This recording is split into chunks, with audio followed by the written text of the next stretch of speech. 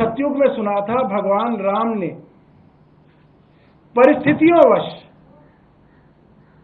राजगद्दी का त्याग किया था और 14 साल के वनवास पे चले गए थे। अरविंद केजरीवाल राम नहीं है, राम तो भगवान थे। भगवान राम के भक्त हनुमान और हनुमान के भक्त अरविंद केजरीवाल जी हैं। वो तो राम से तुलना नहीं की जा सकती। इस मर्यादा के नाम पे सतयुग में भगवान राम ने अपना सिंहासन छोड़ा था। आज ऐसा उदाहरण दिख रहा है कि एक मर्यादा के नाम पे, एक नैतिकता के नाम पे, एक जनता के हाथ में अपनी पूरी की पूरी बागडोर देने के नाम पे अरविंद केजरीवाल ने इस्तीफा दिया है।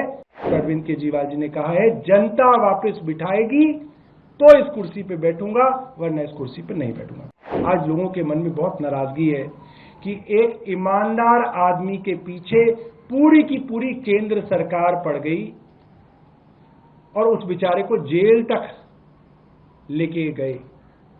और वो आदमी जब जेल से बाहर निकला तो उसने सत्ता का सुख नहीं भोगा। उसने कहा कि मैं अब जनता की अदालत में जाऊंगा, जब तक जनता नहीं कहेगी तब तक इस मुख्यमंत्री की कुर्सी पर नहीं बैठूंगा। कई चर्चाएं हो रही हैं, अलग अलग चर्चाएं हो रही हैं। कुछ लोग तो ये कह रहे हैं कि सर, सतयुग में सुना था, भगवान राम ने परिस्थितियोंवश राजगद्दी का त्याग किया था और 14 साल के वनवास पे चले गए थे। अयोध्या की सारी जनता रो रही थी, बिलख रही थी कि राम आप मत जाइए, आप इस सिंहासन पे बैठिए। मगर मर्यादा के कारण, परिस्थितियों के कारण राम उस सिंहासन को छोड़ के चले गए और 14 साल के वनवास पे रहे। और उनके पीछे जिसको वो सिंहासन मिला, भरत उनके भाई, वो भी उनके खड़ाव रख के इंतजार करते रहे कि राम वापस आएंगे तो अपना जो है काम संभालेंगे। अरविंद केजरीवाल राम नहीं है, राम तो भगवान थे। भगवान राम के भक्त हनुमान और हनुमान के भक्त अरविंद केजरीवाल जी हैं। वो तो राम से तुलना नहीं की जा सकती।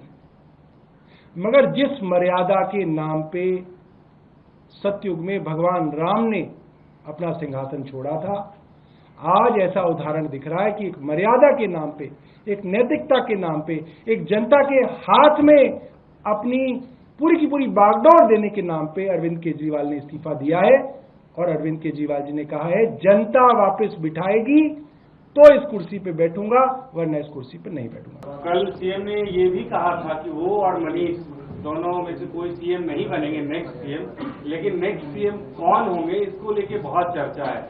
कम से कम इतना बता दीजिए, जो कैबिनेट में आप लोग हैं उन्हीं में से होंगे या कोई और नया चेहरा होगा? क्या कोई रणनीति बनाई गई है?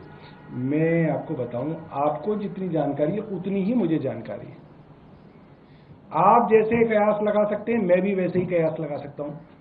मगर आपका कयास लगाना ठीक है, मेरा कयास लगाना ठीक नहीं है, क्योंकि मैं उसका स्टेक होल्डर हूं। इसलिए जो है, अभी तक मैं आपको ये बता सकता हूं कि इसके ऊपर कोई चर्चा नहीं है। जैसे ही चर्चा होगी सबसे पहले आप ही को बताना। और कहां बताएंगे बताओ? आप ही को तो बताएंगे, तभी तो आप लोगों को तो बताएंगे। तो जैसे ही चर्चा होगी मैं बताऊंगा। जी जावेद जी।